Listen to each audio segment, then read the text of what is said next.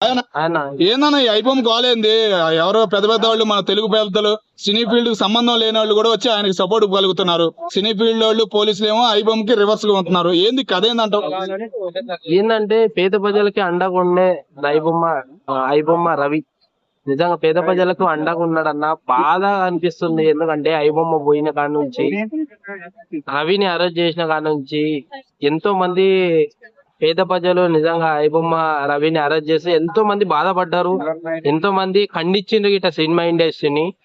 ఇన్ని కోట్లు పెట్టి సినిమా ఎందుకు ఇస్తుండ్రు, ఇంత రెమ్యునరేషన్ ఎందుకు ఇస్తుండ్రు హీరోలకి, ఎవరు ఇయ్యమన్నారు, ప్రజలు ఇయ్యమన్నారా, హై క్వాలిటీ పెట్టి సినిమాలు తీయండి అని ప్రజలు చెప్పిండ్రా, పాప్కార్న్ రేటు విభిత్నంగా పెంచి కూల్ డ్రింక్ రేటు 180 చేసి పార్కింగ్ రేటు 50 రూపాయలు పెట్టి టికెట్ రేట్ ఏమో 1000 టికెట్ల రేట్లు పెట్టి మీరు మా దగ్గర దోపిడీ చేసి ఇప్పుడు పైరసీ సినిమాలో మీరు చూడొద్దు, మీరు మా ఎంగిల్ మెతుకులు తిన్నట్లు మీరు పైరసీ సినిమా చూస్తే మీ డేటా మొత్తం వాళ్ళ దగ్గర ఉంటది. అంటే పేద ప్రజల దగ్గర ఏ డేటా ఉంటదన్నా, 4 ఫోటోలు తప్పితే 4 నెంబర్లు తప్పితే ఏం ఉండవు.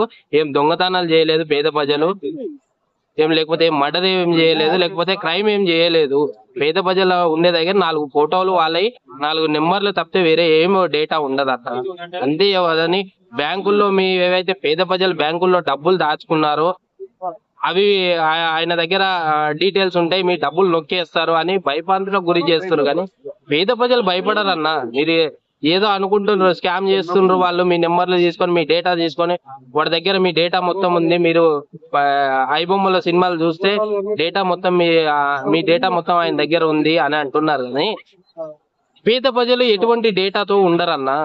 మేమేమో దొంగతనాలు చేయలేదు, దోపిడీ చేయలేదు, మేమేమో అక్రంగా ఏం అక్రంగా సంపాదించిన వాడికి దొంగతనం చేసిన వాడికి భయం, కానీ మాకేం భయం అన్నా. అంటే అది అంతా ఒక్కడే చేయగలుగుతున్నాడన్నా? ఒక్కడే చేశాడా, ఇంకెవరైనా ఉండాలంటారా? ఒక్కడే అంతగాని చేయలేడు.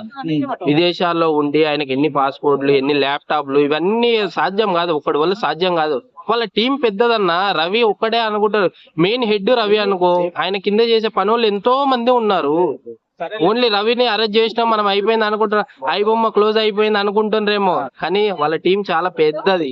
వయసు కూడా చిన్నదే కదా రవిది కూడా. మరి ఆ వయసులో అంత తెలివినే ఉంది, మరి పోలీసులు జైల్లో పెడతారా, దేనికైనా ఉపయోగించుకుంటారా అని అడుగుతున్నారు చాలా మంది. ఇప్పుడు ఇక్కడోడు కాదంటారు. ఫస్ట్ ఆఫ్ ఆల్ అంటే భారతీయులకి సంబంధమే లేదు. అంటే భారతదేశం మనిషి కాదు అతను, మొత్తం అక్కడనే చేయించుకున్నాడు, అక్కడనే ఉన్నాయి, మొత్తం అక్కడనే అన్నప్పుడు వీళ్ళు అరెస్ట్ చేయడం ఇట్లా తప్పే. అంటే వీళ్ళకి హక్కు లేదు కదా, లేనిది ఈయన తెచ్చి అరెస్ట్ చేసారు.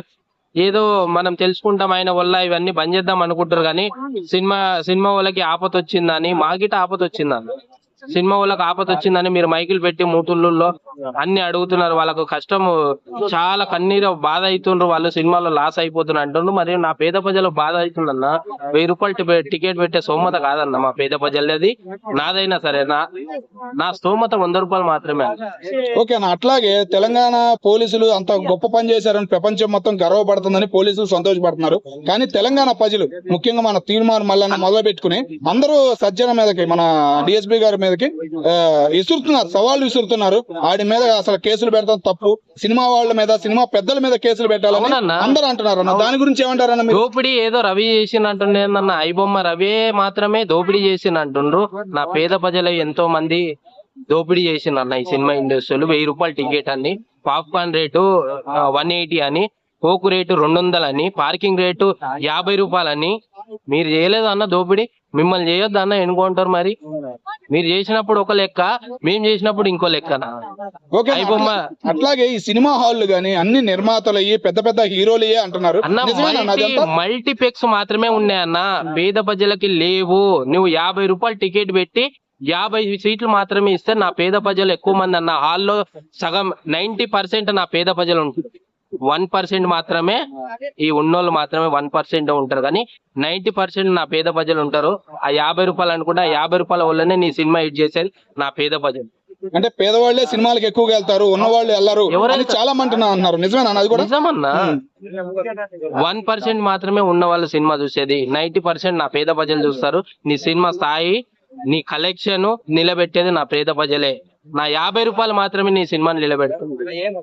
ఓకేనా? అట్లాగే అతడు ఒక దొంగని తీసుకొచ్చి పోలీసులు నిలబెట్టిన జనం గాని తెలుగు వాళ్ళు గాని ఎంతో మంది ఆయనకే సపోర్ట్ పలుకుతున్నారు రవికే. మరి అది ఎంత మటుకి న్యాయం అంటారు, ఎంత మటుకి అన్యాయం అంటారు మీరు? న్యాయం అన్నా, ఎందుకంటే మా పేద ప్రజల సోమత కాదు, 1000 రూపాయలు పెట్టే సోమత, 2000 పెట్టే సోమత కాదు. ఇష్టార్థంగా నీవే పెంచేసి, నీవే సినిమా బడ్జెట్లు పెంచేసి, నీ